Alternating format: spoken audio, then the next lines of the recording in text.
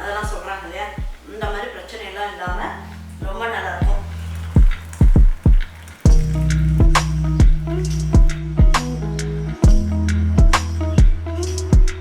ஹெல்த்தியான ஒரு முடக்கத்தான் கீரையை வச்சுட்டு ஒரு பொடி செய்ய போகிறோம்.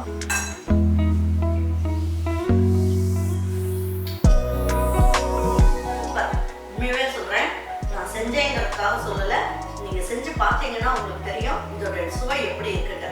நம்ம பொடியாகவே வச்சு சாப்பிட்றப்போ அந்த பொடியை வச்சு கொஞ்சம் சூப்பாகவும் வச்சு குடிச்சோம்னா தொண்டைக்கெல்லாம் நல்ல இதமாகவும் இருக்கும், நல்ல ஹெல்த்தியாகவும் ஃபீல் பண்ணுவீங்க. வாங்க இது எப்படி ஈஸியாக நல்ல டேஸ்ட்டாக எல்லாருக்கும் பிடிச்ச மாதிரி கசப்பே சுவை இல்லாத மாதிரி எப்படி பொடி அரைக்கலாம் அப்படிங்கிறத வீடியோக்குள்ளே போய் பார்ப்போம்.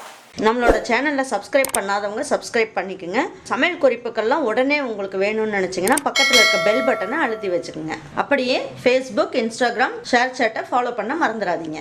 பாருங்க, இப்போ 100 கிராம் அளவுக்கு உளுந்தம் பருப்பு எடுத்துக்கலாம். அதை வந்து நல்லா வறுத்துக்குவோம்.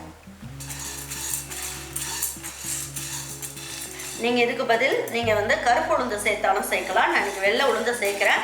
உங்களுக்கு வேணும்னா நீங்கள் கருப்பு உளுந்து கூட சேர்த்துக்கோங்க.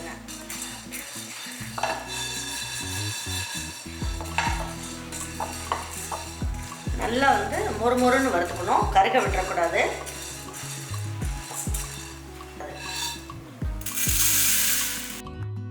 இதில் 75 கிராம் அளவுக்கு கடலைப்பருப்பு எடுத்துக்கலாம்.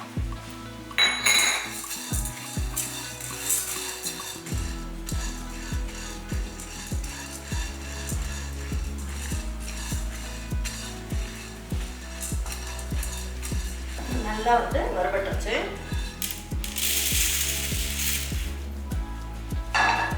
பாருங்க, இப்போ கருப்பு எள்ளு வந்து ஒரு 50 கிராம் அளவுக்கு எடுத்திருக்கேன். இது இதில் சேர்த்துக்கலாம். இப்போ இந்த முடக்கத்தான் கீரையில் எள்ளும் போட்டு செய்யும் போது என்ன ஆகும், இதுலேயுமே நல்ல சத்து இருக்குது கருப்பு எள்ளில்.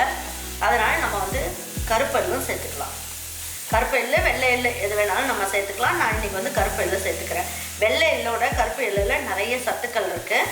அதனால் நம்ம வந்து இந்த கருப்பு எள்ளே சேர்த்துக்குவோம்.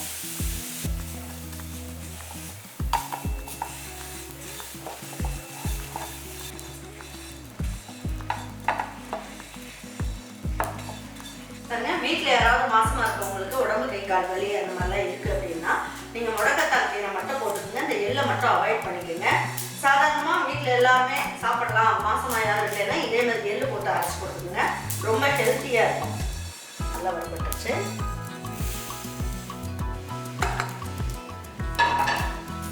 பாருங்க, 1 ஸ்பூன் அளவுக்கு முழு மல்லி சேர்த்துக்கலாம். இதுலேயே ஒரு 1/2 ஸ்பூன் அளவுக்கு மிளகு, 3/4 ஸ்பூன் அளவுக்கு ஜீரகம், பெருங்காயம் ஒரு 1/2 ஸ்பூன் அளவுக்கு, எல்லாமே நல்லா வறுத்துடலாம்.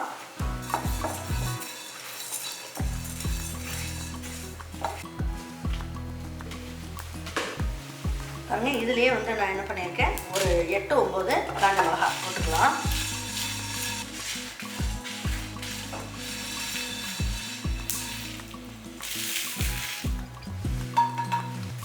பாருங்க, இப்போ இதில் வந்து ஒரு 8 இனுக்கு அளவுக்கு கருவேப்பிலை போட்டுக்கலாம். நல்ல மணம் கொடுக்கும். அதாவது முடக்கத்தான் கீரைன்றதுல ஒரு மணம் இருக்காது, சுவை இருக்கும். அதுக்கப்புறம் பார்த்திங்கன்னா மணம்ன்றது அதுக்கு ஒன்றும் கிடையாது. அப்போ அதில் கொஞ்சம் கருவேப்பிலை போட்டுக்கிட்டோம்னா இன்னும் கொஞ்சம் சத்து கிடைக்கும் நமக்கு. நல்ல அயன் இருக்குது அப்படிங்கிறதுனால பிள்ளைங்க முடக்கத்தான் கீரையும் சாப்பிட்ட மாதிரி இருக்கும். நல்ல அயனும் பிள்ளைங்களுக்கு கிடைக்கும். லேசாக அந்த மாதிரி வறுத்துக்கலாம். பாருங்க, 3/4 வாசி அளவுக்கு கருவேப்பிலை வறுபட்டதுக்கப்புறம் முடக்கத்தான் கீரை நல்ல ஒரு 2 கட்டு அளவுக்கு இருந்தது. அதை வந்து பாருங்கள், இந்த அளவுக்கு நல்லா காய வச்சுட்டேன். நல்லா கழுவிட்டு காய வச்சுட்டேன். நல்லா க்ளீன் பண்ணிவிட்டு பாருங்கள், முடக்கத்தான் கீரையை நான் எப்படி இருக்குங்கிறதையும் நான் காமிச்சிருக்கேன். இதை வந்து நல்லா க்ளீன் பண்ணிவிட்டு நல்லா அலசிட்டு துணியில் போட்டு நல்லா நிழல்லையே காய வச்சு எடுத்துட்டோம்னா இந்த மாதிரி நல்லா மொறுமொறுன்னு வந்துடும் நமக்கு. பாருங்கள், இதெல்லாம் ஓரமாக வச்சுக்கோங்க. இப்போ பாருங்கள், நான் ஏற்கனவே ஒரு பூண்டை வந்து நல்லா கட் பண்ணி பொடியாக கட் பண்ணிவிட்டு வெயிலில் காய வச்சு எடுத்து வச்சுருக்கேன். நல்ல பொடியாகிடுச்சு. அதாவது நல்லா காஞ்சி மொறுமொறுன்னு ஆகிடுச்சு. அதை லேசாக வந்து இந்த சூட்லேயே வறுத்துக்கலாம். சப்போஸ் உங்கள்கிட்ட இந்த மாதிரி பொடி பண்ணது இல்லை அப்படின்னா நீங்கள் தட்டி நல்ல எண்ணெயில் பொரிச்சு போட்டுக்கோங்க. சரிங்களா? அப்படி பொரிச்சு போடும் போது நமக்கு வந்து சீக்கிரமாக பொரிஞ்சிடும்.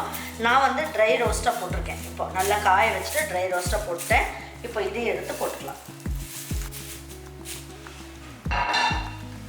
பாருங்க இந்த அளவுக்கு, அதாவது 1 ஸ்பூன் அளவுக்கு உப்பு. இதையும் வந்து இந்த சூட்லேயே வறுத்துடலாம்.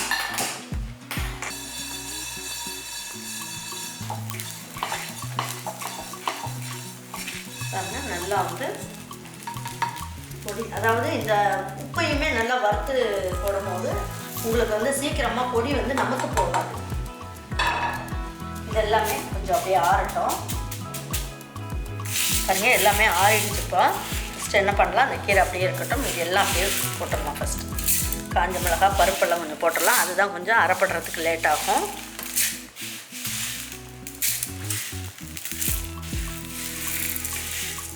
கீரையெல்லாம் மேலே போட்டுடலாம் அப்படியே.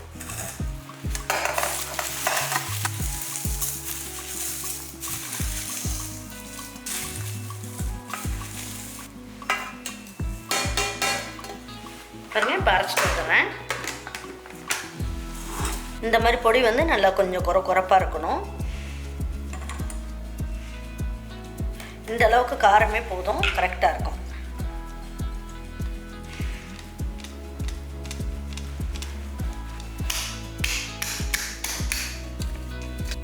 நல்லா கரக்கரன்னு அரைச்சாச்சு. இதில் நீங்கள் சூப்பும் வச்சு குடிக்கலாம்.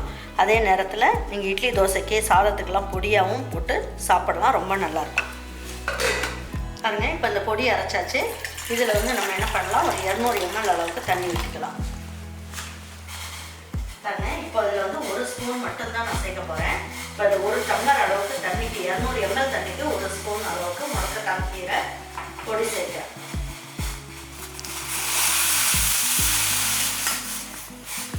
ஏன்னா பருப்பெல்லாம் போட்டதுனால நமக்கு வந்து திக்காயிரும். அதனால் 1 ஸ்பூன் போட்டிங்கனாலே போதும். நல்லா லேசாக கொதிச்சாலே போதும், உங்களுக்கு வந்து ரெடி ஆயிடும். ஒரு 2 நிமிஷம் மட்டும் கொதிக்க வச்சுக்கலாம்.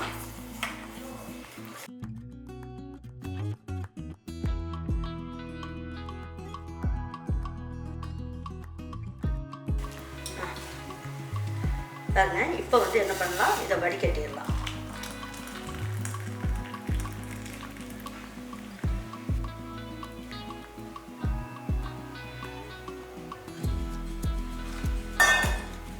பாருங்க இதுலேயே ஃப்ரெஷ்ஷாக இருக்க கொத்தமல்லி இலையை போட்டுக்கலாம்.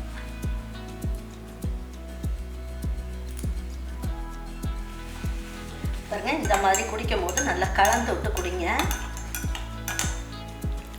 சூப்பு குடிக்கிறதுக்கே நல்ல மணமாக இருக்கும்.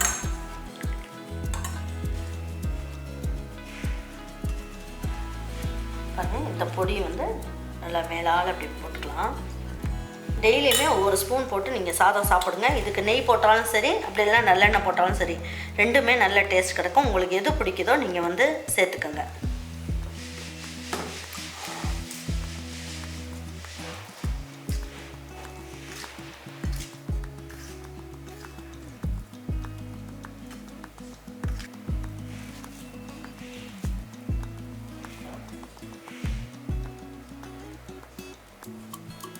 உங்கள் வீட்டில் இதே மாதிரி ஒரு ஹெல்த்தியான முடக்கத்தான் கீரை பொடியை நீங்கள் செஞ்சு உங்கள் வீட்டில் இருக்கவங்களுக்கு கொடுத்துட்டு அவங்களுக்கெல்லாம் பிடிச்சிருந்ததுன்னா லைக் பண்ணுங்கள், ஷேர் பண்ணுங்கள், சப்ஸ்கிரைப் பண்ணுங்கள், மறந்துடாமல் கமெண்ட்ஸ் பண்ணுங்கள்.